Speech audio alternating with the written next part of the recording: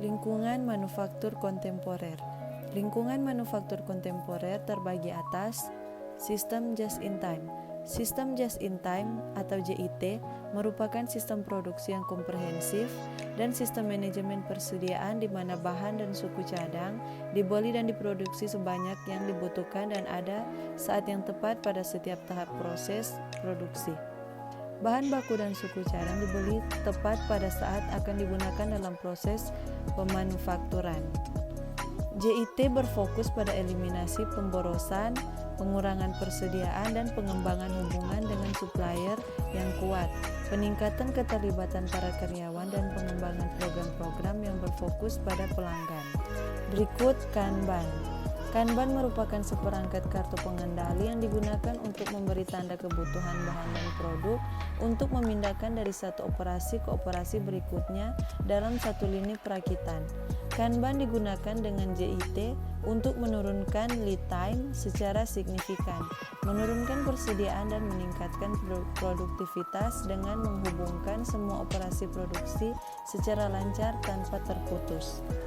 Lingkungan manufaktur kontemporer Working Cell merupakan kelompok kecil dari proses pemanufakturan yang saling berhubungan yang diorganisasikan dalam kelompok-kelompok untuk merakit suku cadang menjadi produk akhir.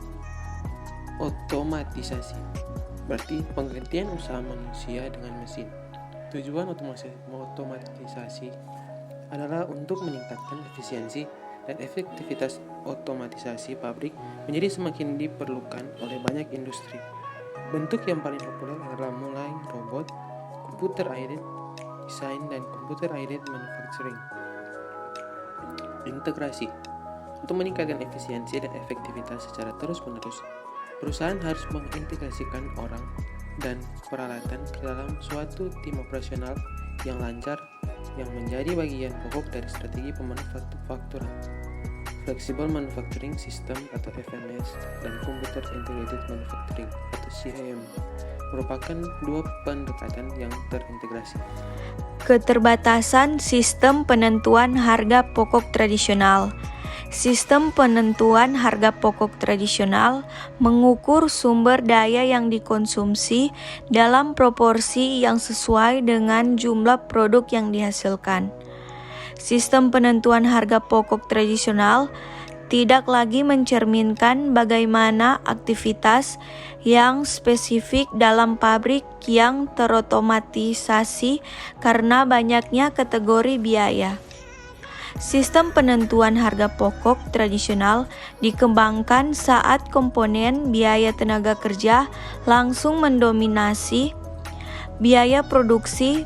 Total input tenaga kerja langsung merupakan komponen utama yang mendorong terjadinya biaya produksi. Sehingga fokus sistem ini adalah pengukuran dan pengendalian biaya tenaga kerja langsung. Keterbatasan utama dari sistem harga pokok tradisional adalah penggunaan tarif tunggal atau tarif departemental yang mendasarkan pada volume. Activity Based Costing atau ABC.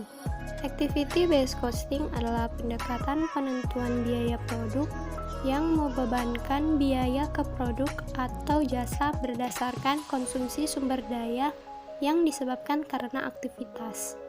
Sumber daya dibebankan ke aktivitas, kemudian aktivitas dibebankan ke objek biaya berdasarkan penggunaannya. Manajemen berbasis aktivitas. Manajemen berbasis aktivitas adalah pendekatan untuk keseluruhan sistem yang terintegrasi dan berfokus pada perhatian manajemen. Berbagai aktivitas dengan tujuan meningkatkan nilai bagi pelanggan dan laba yang dicapai dengan mewujudkan nilai ini. Manajemen berdasarkan aktivitas meliputi analisis perhitungan biaya produk berdasarkan aktivitas pemberian informasi. Teknik ini mengidentifikasi semua kegiatan operasi utama, menentukan sumber daya yang dikonsumsi oleh setiap kegiatan, dan penyebab penggunaan sumber daya. Manfaat manajemen berbasis aktivitas adalah yang pertama, mengukur kinerja keuangan dan pengoperasiannya. Yang kedua, menentukan biaya-biaya profitabilitas yang benar untuk setiap tipe produk dan jasa. Tiga, mengidentifikasikan aktivitas-aktivitas bernilai tambah dan tidak bernilai tambah. Keempat, mengelompokkan aktivitas-aktivitas dan mengendalikannya. Kelima, mengefisiensikan aktivitas bernilai tambah dan mengeliminasikan aktivitas-aktivitas tidak bernilai tambah. Keenam, menjamin bahwa pembuatan keputusan perencanaan dan pengendalian didasarkan pada isu-isu bisnis yang luar dan tidak semata berdasarkan pada informasi keuangan.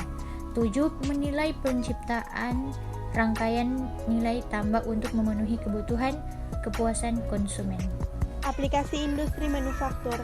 Industri manufaktur adalah sekelompok perusahaan yang memiliki kegiatan utama untuk memproduksi dan mengolah bahan mentah atau setengah jadi menjadi barang yang siap digunakan atau barang jadi.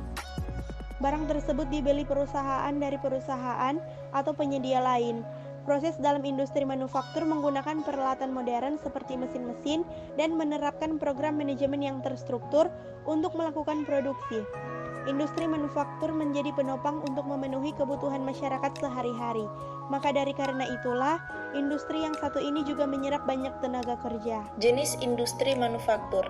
Perkembangan manufaktur di Indonesia dapat dibedakan dari fungsi dan juga jenis. Yang pertama, industri manufaktur berdasarkan fungsi. Keberadaan manufaktur berperan aktif dalam memenuhi kebutuhan konsumen. Jika dilihat dari fungsinya, industri manufaktur dapat dibedakan menjadi utama industri manufaktur dan sekunder. Yang kedua, industri manufaktur berdasarkan jenis industri.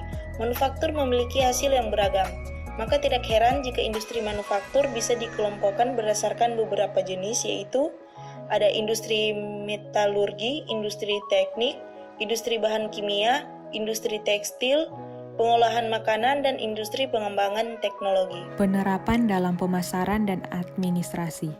Activity-based costing dapat diterapkan di penjualan, advertensi, pemenuhan pemesanan, pengiriman, pengundangan, penagihan, dan akuntansi penggajian. Pada aktivitas pemasaran, akuntan manajemen menelusuri biaya pemasaran ke cost pool aktivitas.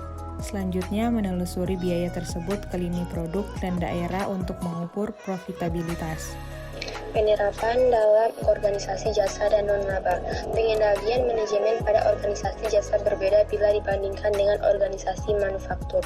Hal ini disebabkan ketiadaan persediaan penyangga pada organisasi jasa, kesulitan mengukur kualitas, dan pada umumnya perusahaan jasa cenderung merupakan padat karya. Organisasi jasa secara umum memiliki beberapa karakteristik, yaitu ketiadaan persediaan penyangga, kesulitan dalam mengendalikan kualitas, padat karya, dan organisasi multi-unit. Organisasi nirlaba memiliki karakteristik khusus, ketiadaan ukuran laba, model kontribusi, akuntansi dana, dan pengelolaan. Sistem pengendalian manajemen yang diterapkan adalah penetapan harga produk, perencanaan strategis, dan penyusun anggaran, serta melakukan evaluasi dan operasi. Activity-based cost dan strategi cost management. ABC membebankan biaya ke produk atau pelanggan sesuai dengan sumber daya yang dikonsumsi. ABC menggambarkan perusahaan sebagai serangkaian aktivitas yang dirancang untuk memuaskan kebutuhan pelanggan. ABC memberikan informasi kepada manajer supaya dapat mengelola aktivitas dalam rangka meningkatkan daya saing dan untuk mencapai tujuan-tujuan strategik. Aktivitas ditentukan melalui pemilihan strategi. Perusahaan yang sukses menanamkan sumber daya yang dimiliki ke aktivitas-aktivitas yang mengarah pada manfaat strategik terbesar.